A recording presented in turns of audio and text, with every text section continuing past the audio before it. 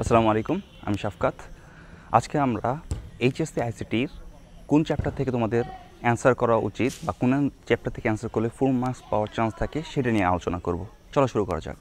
প্রথমে আমি প্রতিটা চ্যাপ্টার ওয়াইজ কী ধরনের কোয়েশ্চেন আসে এটি বলে যাব এবং লাস্টে সামারির মাধ্যমে আমি কোনটা থেকে অ্যান্সার করবা এটা একটা আমি হলে কি অ্যান্সার করতাম এটা একটা ধারণা দেওয়ার চেষ্টা করব। এইচএসসি আইসিটির প্রথম অধ্যায়টি হলো তথ্য ও যোগাযোগ প্রযুক্তি বিশ্ব ও বাংলাদেশ প্রেক্ষিতে। এই অধ্যায়টি সাধারণত একটি এমসিকিউ বেস অধ্যায়, এখান থেকে সিকিউ অ্যান্সার না করারই উচিত।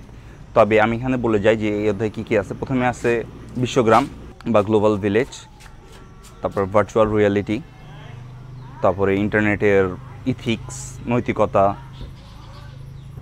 তারপরে তথ্য যোগাযোগ প্রযুক্তির ব্যবহার আছে এই অধ্যায়ে। সো এইসব টপিকের মধ্যে থেকে ক্রায়োসার্জারি, ন্যানো টেকনোলজি এই দুটি বলা যায় সিকিউ লেখার জন্য গুরুত্বপূর্ণ গ ঘয়ের জন্য। তাছাড়া এটা কখ এবং এমসিকিউ এর জন্য অধ্যায়।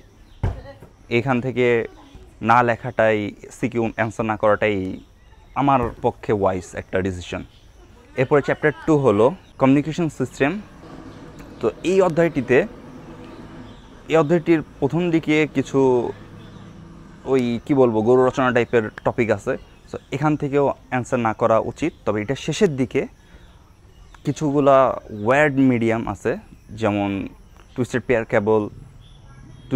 কেবল আছে, ফাইবার অপটিক আছে, কোএক্সাল কেবল আছে। এই তিনটে পার্থক্য তোমরা পড়ে রাখতে পারো চার্ট ওয়াইজ, তাহলে এখান থেকে অ্যান্সার করা সব সুবিধা হবে। তোমার চার্ট দিয়ে করলে এখান থেকে অ্যান্সার করা যায়। আর যদি এখান থেকে গঠন আসে তাহলে এখানে আমি বলবো যে অ্যান্সার করিও না।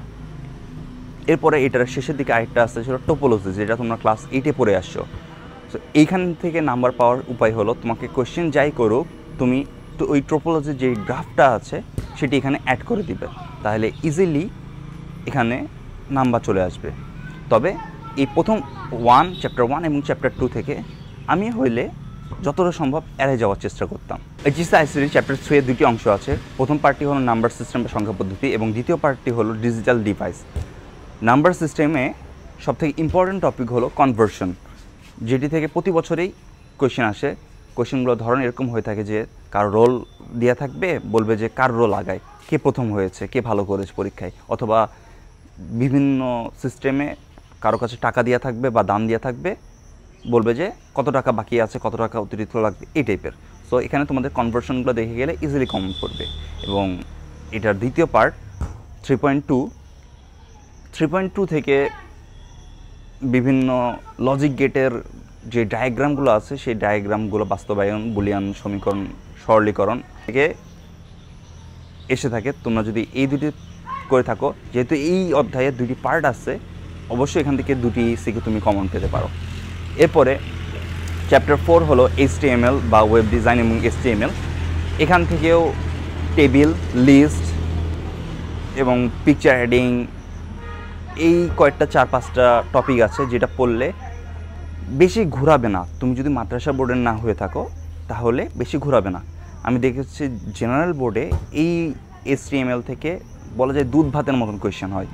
তো এই মাদ্রাসা বোর্ডে কিছু কিছু কঠিন বা কমপ্লেক্স টাইপের সিকিউ এসে থাকে, তবে সবগুলো অ্যান্সারেবল। লাস্ট অধ্যায় হলো চ্যাপ্টার 5 সি প্রোগ্রামিং বা প্রোগ্রামিং ভাষা। এই অধ্যায় থেকে ছোটোখাটো কোডিং এসে থাকে, এরিয়া নির্ণয়, সরলীকরণ, যোগ বিয়োগ। তবে এখান থেকে সবথেকে গুরুত্বপূর্ণ হলো সিরিজের যোগ, সমান্তর ধারা, গুণোত্তর ধারার যেই দুইটা প্রবলেম আছে বাড়া এবং কমা, দুটোই দেখবা। মানে মোট 4টা প্রবলেম প্লাস এরিয়া, 5টা টাইপ দেখলে তোমাদের কমন পড়ার চান্স থাকে।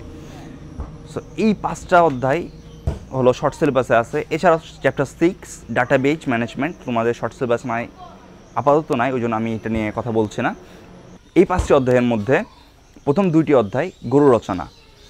সো আমি হলে এই 2টা চ্যাপ্টার থেকে অ্যান্সার করতাম না, এবং চ্যাপ্টার 3, 4, 5 এই 3টা থেকে 5টি থেকে 6টি সিকিউ ইজিলি করা যায়। যেহেতু 3.3 এর 2টি পার্ট আছে, 3.1, 3.2, এখান থেকে 2টি পাবা তুমি। HTML থেকে একটি ধরলাম, সি প্রোগ্রামিং থেকে একটি অথবা 2টি। তো এখান থেকে ইজিলি 4 থেকে 5টা পাওয়া যায়, এবং প্রথম যে 2টা আছে সেখান থেকে 2টা অথবা 3টে পাওয়া যায়। সো যদি 3টা হয়ে থাকে তাহলে অবশ্যই চ্যাপ্টার 3 থেকে একটা কোয়েশ্চেন ট্রোপোলজি থেকে আসবে। যদি ট্রপোলজি থেকে এসে থাকে এবং তুমি 3, 4, 5 থেকে 5টা অ্যান্সার করে না থাকো, তাহলেই আমি বলবো যে তুমি চ্যাপ্টার 2 এর ট্রপোলজিতে যাও। অন্যথায় আমি বলবো যে না, তোমার 3, 4, 5 থেকে অ্যান্সার করাই ওয়াইস। এতক্ষণ সাথে থাকার জন্য ধন্যবাদ। আশা করি ভিডিওটি তোমাদের উপকৃত করবে। আসসালামু আলাইকুম।